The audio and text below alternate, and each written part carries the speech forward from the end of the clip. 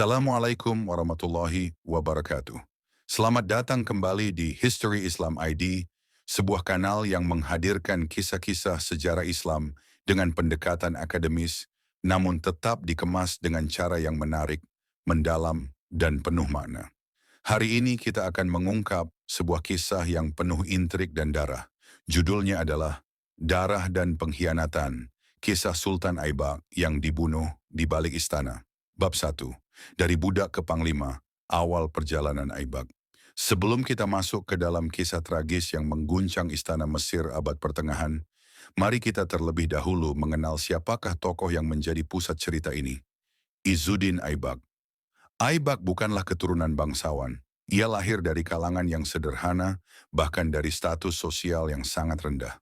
Menurut catatan para sejarawan, ia adalah seorang mamluk, yakni budak militer, yang dibeli, dilatih, dan dipersiapkan untuk menjadi bagian dari pasukan elit dinasti Ayyubiyah.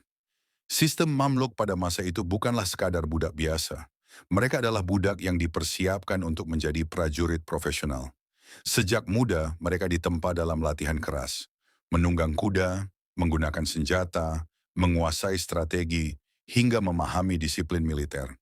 Dalam tradisi dunia Islam abad pertengahan, para mamluk seringkali menempati posisi istimewa karena kesetiaan dan keterampilan tempur mereka. Namun, yang membedakan Aibak dengan prajurit lain adalah ambisinya.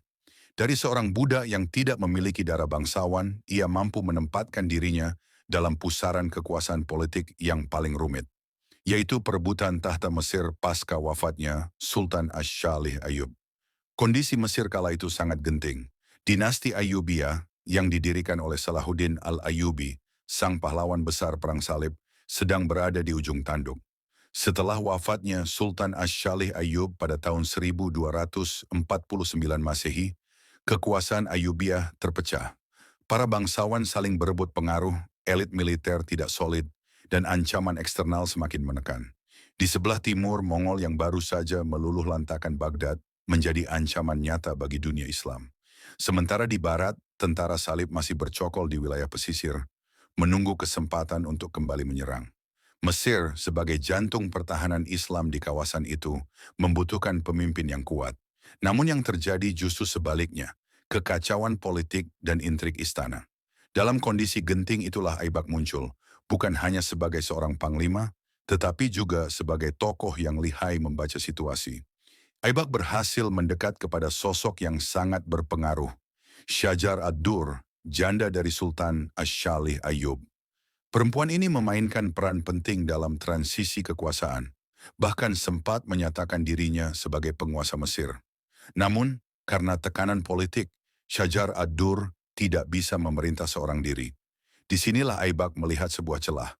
Dengan kecerdasannya, ia membangun reputasi sebagai panglima yang setia, sekaligus menyiapkan langkah-langkah menuju puncak kekuasaan. Dari seorang budak asing yang awalnya tidak diperhitungkan, ia perlahan naik ke posisi tertinggi dalam hierarki militer Mesir. Tetapi, jalan menuju tahta tidak pernah mulus. Untuk mencapai kedudukannya, Aibak harus menghadapi lawan politik, persaingan internal Mamluk, dan tentu saja dinamika pelik hubungannya dengan Syajar ad-Dur. Sebuah hubungan yang pada akhirnya tidak hanya membuka jalan menuju kekuasaan, tetapi juga menuntunnya pada kematian yang tragis. Sahabat History Islam ID, inilah awal dari perjalanan Aibak. Dari seorang budak ia bertransformasi menjadi panglima besar. Namun bagaimana ia bisa melangkah lebih jauh hingga akhirnya naik tahta Mesir? Dan apa yang membuat kisah cintanya dengan Syajar ad-Dur berujung pada pengkhianatan berdarah? Bab 2. Intrik istana dan pernikahan politik Aibak dengan Syajar ad-Dur. Setelah wafatnya Sultan Asy-Syalih Ayyub pada tahun 1249 Masehi, dinasti Ayyubiyah memasuki fase paling rapuh dalam sejarahnya. Saat itu, Mesir tidak hanya menghadapi ancaman dari luar, yakni pasukan salib yang baru saja melancarkan serangan ke Damietta, tetapi juga pertarungan internal yang menentukan arah politik negeri tersebut. Dalam kekosongan kepemimpinan itu, tampil sosok perempuan yang luar biasa berani, Syajar ad-Dur, janda dari Sultan Asy-Syalih Ayyub. Ia bukan sekadar wanita istana, melainkan seorang tokoh yang memiliki kecerdikan politik dan keberanian untuk mengambil risiko. Dengan penuh perhitungan, Syajar ad-Dur menyembunyikan kematian suaminya dari khalayak luas agar pasukan Mesir tidak kehilangan semangat di tengah pertempuran melawan tentara salib. Tindakan ini menunjukkan betapa pentingnya peran seorang penguasa yang mampu menjaga stabilitas psikologis pasukan dalam situasi kritis. Namun, ketika kabar kematian sang sultan akhirnya terungkap, timbul persoalan besar. Siapakah yang layak menggantikan tahta Ayyubiyah di Mesir? Dalam suasana kacau itu, Syajar ad-Dur mencoba mengambil alih kekuasaan secara langsung. Ia menyebut dirinya sebagai penguasa Mesir, bahkan sempat mengeluarkan koin dengan namanya, serta disebut dalam khutbah Jumat. Tetapi keputusan ini memicu gelombang protes, baik dari kalangan ulama maupun penguasa Muslim di wilayah lain. Sebab dalam tradisi politik Islam kala itu, seorang perempuan dianggap tidak sah memerintah sendirian sebagai kepala negara. Bahkan Khalifah Abbasiyah di Baghdad menolak legitimasi kekuasaannya. Dalam suratnya yang terkenal, Khalifah mengecam tindakan Syajar ad-Dur dengan sindiran tajam. Jika kalian tidak memiliki laki-laki yang layak memimpin, maka kabarkanlah kepada kami, agar kami dapat mengirim seorang pemimpin bagi kalian. Dalam kondisi itulah, Syajar ad-Dur mencari sosok yang dapat menopang kekuasaannya, sekaligus memberikan legitimasi formal di mata politik Islam. Pilihannya jatuh kepada seorang panglima Mamluk yang sedang naik daun, Izzuddin Aibak. Pernikahan antara Syajar ad-Dur dan Aibak bukanlah sekadar hubungan pribadi, melainkan strategi politik yang penuh kalkulasi. Dengan menikahi Aibak, Syajar ad-Dur berharap dapat mempertahankan pengaruhnya, sementara Aibak memperoleh legitimasi untuk naik ke kursi kekuasaan tertinggi di Mesir. Sejak saat itu Aibak resmi menjadi sultan, dengan gelar Al-Malik Al-Mu'izz Izzuddin Aibak. Mesir pun secara de facto beralih dari kekuasaan dinasti Ayyubiyah menuju kekuasaan Mamluk. Inilah momen transisi yang kelak mengubah jalannya sejarah.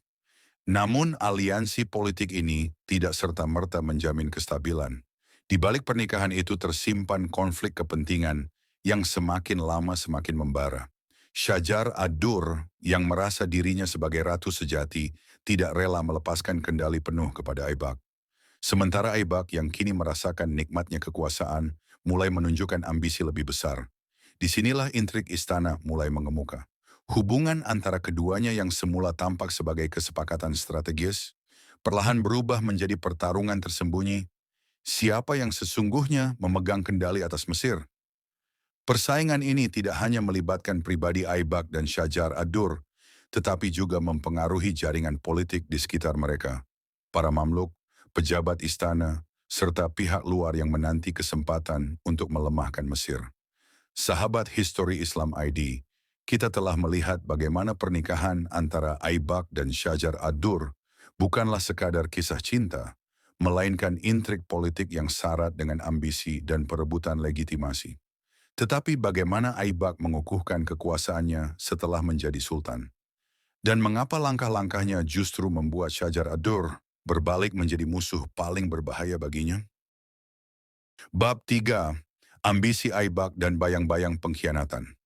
Setelah secara resmi naik takhta dengan gelar Al-Malik Al-Mu'izz Izzuddin Aibak, Mesir memasuki babak baru dalam sejarahnya. Meskipun secara formal ia adalah sultan, kenyataannya Aibak belum sepenuhnya menguasai roda pemerintahan. Masih banyak loyalis Ayyubiyah yang menolak dominasinya. Dan di dalam istana, pengaruh Syajar ad-Dur tetap begitu kuat. Aibak menyadari bahwa kekuasaannya rapuh. Ia tidak memiliki garis keturunan mulia, dan posisinya hanya diperoleh karena pernikahan politik dengan Syajar ad-Dur. Oleh sebab itu, ia mulai menata strategi untuk benar-benar memperkokoh kedudukannya sebagai penguasa tunggal Mesir. Langkah pertama yang ia tempuh adalah membangun basis militer yang setia padanya. Aibak merekrut dan mempercayakan posisi penting kepada para Mamluk yang dikenal sebagai Mamluk Bahri, sebuah kelompok pasukan elit yang bermarkas di Pulau Roda di tengah Sungai Nil. Dari sini ia menyiapkan pasukan pribadi yang kelak menjadi penopang utama Kesultanan Mamluk. Namun ambisi Aibak tidak berhenti di situ. Ia juga mulai menjalin aliansi politik yang lebih luas di luar Mesir. Salah satu langkah paling menentukan adalah rencananya untuk menikahkan dirinya dengan Putri Badruddin Lulu, penguasa Mosul. Langkah ini jelas merupakan upaya untuk memperluas legitimasi dan dukungan regional. Tetapi inilah titik awal keretakan besar dalam hubungan Aibak dengan Syajar ad-Dur. Sang ratu yang sebelumnya menjadi mitra politiknya merasa dikhianati. Baginya pernikahan dengan Aibak bukanlah sekadar urusan pribadi, melainkan kontrak politik. Dengan rencana pernikahan baru ini, Syajar ad-Dur melihat dirinya akan tersisih, kehilangan pengaruh, dan menjadi sekadar figur pelengkap dalam istana. Persaingan tersembunyi pun mulai berubah menjadi konfrontasi terbuka. Syajar ad-Dur berusaha menghalangi langkah Aibak, bahkan menyusun intrik untuk mempertahankan dominasinya. Ia masih memiliki jaringan kuat di dalam istana, termasuk loyalis dari kalangan Mamluk dan pejabat tinggi. Aibak di sisi lain mulai menunjukkan watak penguasa absolut. Ia mengurangi peran Syajar ad-Dur dalam pemerintahan dan perlahan-lahan meminggirkannya dari lingkaran kekuasaan. Konflik ini membuat suasana politik Mesir semakin panas. Dua figur yang seharusnya saling menopang justru terjebak dalam lingkaran pengkhianatan. Para sejarawan menilai inilah periode paling rawan dalam awal berdirinya kekuasaan Mamluk. Sebab, di tengah ancaman eksternal dari Mongol dan Salib, Mesir justru disibukkan oleh perseteruan domestik di dalam istana. Dan seperti halnya banyak kisah sejarah lain, perseteruan itu tidak berakhir dengan kompromi, melainkan dengan tragedi berdarah. Sahabat History Islam ID, ambisi Aibak untuk memperkokoh kekuasaan ternyata justru mempercepat kehancurannya sendiri. Pertanyaan besarnya, bagaimana Syajar ad-Dur mengeksekusi rencana pengkhianatannya? Dan mengapa kematian Aibak menjadi salah satu episode paling dramatis dalam sejarah politik Islam abad pertengahan? Bab 4. Malam Berdarah di Istana. Tahun 1257 Masehi menjadi saksi dari salah satu drama politik paling kelam dalam sejarah Mesir abad pertengahan. Perseteruan antara Sultan Izzuddin Aibak dan Ratu Syajar ad-Dur mencapai titik puncak. Hubungan yang dahulu dimulai dari sebuah pernikahan politik kini berubah menjadi permusuhan yang tak terjembatani. Aibak dengan ambisinya yang terus menguat berencana untuk menyingkirkan Syajar ad-Dur sepenuhnya dari lingkar kekuasaan. Menurut sejumlah catatan, ia bahkan mempertimbangkan untuk menceraikannya, sembari menyiapkan pernikahan baru dengan putri penguasa Mosul. Bagi Syajar ad-Dur, rencana ini bukan sekadar ancaman pribadi, melainkan penghinaan yang tidak dapat diterima. Perempuan yang pernah memimpin Mesir dengan penuh kecerdikan, itu kini dihadapkan pada pilihan terakhir, tunduk dan kehilangan pengaruh selamanya, atau melawan dengan segala risiko.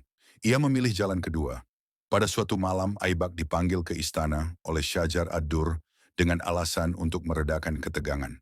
Sang ratu berpura-pura ingin berdamai, menawarkan rekonsiliasi, dan mengajak Aibak berbicara secara pribadi.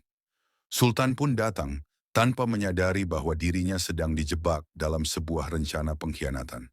Ketika Aibak sedang berada di dalam kamar mandi istana, para pelayan yang telah bersekongkol dengan Syajar ad-Dur masuk dengan membawa senjata. Dalam sekejap mereka menyerangnya. Tidak ada pasukan pengawal yang mendengar jeritan itu, karena semuanya telah diatur sedemikian rupa. Sang Sultan, penguasa tertinggi Mesir, terkapar tanpa daya di lantai, dibunuh secara keji oleh orang-orang yang seharusnya melayaninya. Begitu jasadnya tak bernyawa, kabar kematian itu ditutupi dengan rapi. Syajar ad-Dur berusaha mengendalikan keadaan, mengira dirinya bisa kembali menjadi penguasa tunggal Mesir, sebagaimana ketika ia menutupi kematian Sultan Ash-Shalih Ayyub beberapa tahun sebelumnya. Namun kali ini, keadaan berbeda. Para Mamluk, khususnya kelompok Bahri, sangat marah mendengar kabar terbunuhnya Aibak. Mereka menolak kekuasaan Syajar ad-Dur dan menganggap tindakannya sebagai pengkhianatan yang tidak bisa dimaafkan. Tragedi ini kemudian berkembang menjadi kekacauan besar. Syajar ad-Dur yang dahulu dieluk-elukan sebagai simbol keberanian dalam menghadapi tentara Salib, kini dicap sebagai pengkhianat. Intrik yang ia susun justru berbalik menjerat dirinya sendiri. Sahabat Histori Islam ID, pembunuhan Aibak di kamar mandi istana adalah klimaks dari sebuah drama penuh ambisi, cinta, dan pengkhianatan. Tetapi kisah ini belum selesai, sebab pertanyaan berikutnya adalah, apa yang terjadi pada Syajar ad-Dur setelah tindakannya terbongkar? Dan bagaimana peristiwa berdarah ini membuka jalan bagi kelahiran penuh Kesultanan Mamluk? Bab 5. Kejatuhan Syajar ad-Dur dan lahirnya Kesultanan Mamluk. Setelah tragedi pembunuhan Sultan Izzuddin Aibak, Mesir memasuki periode ketidakpastian politik yang sangat rapuh. Ratu Syajar ad-Dur yang semula mengira tindakannya akan memperkokoh kekuasaannya, kini dihadapkan pada kemarahan para Mamluk dan elit istana yang menuntut keadilan atas kematian Aibak. Kemarahan ini bukan sekadar isu pribadi, tetapi juga menyangkut legitimasi politik Mesir secara keseluruhan. Para Mamluk yang telah menjadi tulang punggung kekuasaan Aibak menilai bahwa pembunuhan tersebut meruntuhkan tatanan yang mereka perjuangkan. Mereka pun mengambil alih kendali dan dengan tegas menuntut agar Syajar ad-Dur bertanggung jawab atas perbuatannya. Syajar ad-Dur mencoba bersembunyi dan mencari dukungan dari kelompok loyalisnya. Namun situasi politik telah berubah drastis. Kesadaran kolektif para Mamluk mulai menegaskan satu prinsip yang tak terbantahkan. Kekuasaan Mesir harus dipegang oleh seorang pemimpin laki-laki yang mampu memimpin pasukan dan mempertahankan stabilitas negeri. Sebuah norma politik yang selama ini menjadi dasar keberlangsungan dinasti Ayyubiyah dan kemudian Kesultanan Mamluk. Akhirnya tindakan Syajar ad-Dur terbongkar. Ia diadili secara simbolis, dan meskipun tidak ada catatan lengkap mengenai proses hukum formal, sejarah mencatat nasib tragisnya. Ia dibunuh oleh para Mamluk sebagai hukuman atas pengkhianatannya. Peristiwa ini menandai babak terakhir dari kekuasaan perempuan dalam lingkar politik Mesir pada masa itu, sekaligus membuka jalan bagi era baru. Dengan hilangnya Syajar ad-Dur, para Mamluk berhasil menegaskan dominasi mereka di Mesir. Mereka tidak hanya menguasai militer, tetapi juga politik dan administrasi negara. Inilah awal dari berdirinya Kesultanan Mamluk. Sebuah institusi yang kelak akan menjadi salah satu kekuatan paling ditakuti di Timur Tengah abad pertengahan, menahan serangan Mongol dan Salib, sekaligus mempertahankan Mesir sebagai pusat peradaban Islam. Sementara itu, figur Aibak tetap dikenang bukan hanya sebagai Sultan pertama Mamluk Mesir, tetapi juga sebagai simbol tragis dari ambisi, cinta, dan pengkhianatan dalam intrik politik istana. Sejarah mencatat bahwa kesetiaan pasukan, kecerdikan politik, dan loyalitas pribadi menjadi faktor yang menentukan keberlangsungan kekuasaan. Sementara pengkhianatan, seberapapun cerdasnya, selalu membawa risiko fatal. Sahabat Histori Islam ID, kisah Aibak dan Syajar ad-Dur mengajarkan kita bahwa kekuasaan tidak hanya tentang posisi, tetapi juga tentang strategi, moralitas, dan keberanian untuk bertindak dengan tepat pada saat kritis. Sejarah Mesir abad pertengahan menunjukkan bahwa intrik, ambisi, dan pengkhianatan sering menjadi pemicu perubahan besar, dan dari reruntuhan konflik lahirlah era baru yang lebih stabil. Bab 6. Warisan Aibak dan pelajaran sejarah. Setelah kematian tragis Izzuddin Aibak, Mesir tidak lagi sama. Ia mungkin tidak hidup lama, tetapi jejaknya dalam sejarah politik Mesir abad pertengahan sangatlah besar. Dari seorang budak militer yang awalnya tidak diperhitungkan, Aibak berhasil naik ke puncak kekuasaan, mendirikan fondasi awal Kesultanan Mamluk, dan menunjukkan bahwa keberanian serta kecerdikan dapat menembus batasan sosial yang kaku. Warisan Aibak bukan hanya politik, tetapi juga militer. Struktur kekuatan Mamluk yang ia bentuk menjadi model bagi penguasa berikutnya. Loyalitas pasukan dipastikan melalui ikatan pribadi, bukan hanya oleh hukum formal. Pasukan elit dilatih untuk disiplin tinggi, sehingga Mesir mampu menghadapi ancaman Mongol dan Salib dalam dekade-dekade berikutnya. Strategi ini terbukti efektif, dan para Mamluk yang dibesarkan di bawah model ini mampu mempertahankan Mesir selama lebih dari 2 abad. Namun warisan Aibak juga menyimpan pelajaran pahit.